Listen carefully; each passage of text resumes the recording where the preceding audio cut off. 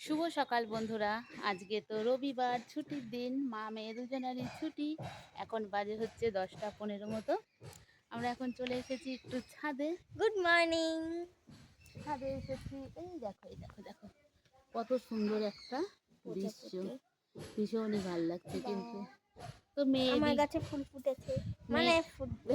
মেয়ে এদিকে দেখাচ্ছে ওর গাছে দুটো কুড়ি। কুড়ি বেরিয়েছে। এর আগেই আমি তোমাদেরকে দেখিয়েছিলাম ফুল। তো মা মেয়ে এখন ছাদে এসে এই মানে শীত পড়লে একটু তাও ছাদে আসা হয়। তাও ওই রবিবার দিনটাতেই হবে, সেদিন মা মেয়েও থাকবে বাড়ি, আমিও থাকবো বাড়ি। তো আজকে কোনো কাজের তাড়া নেই, ওই জন্য ছাদে এসে আমরা এসব করছি, তোমাদের সঙ্গে কথা বলছি।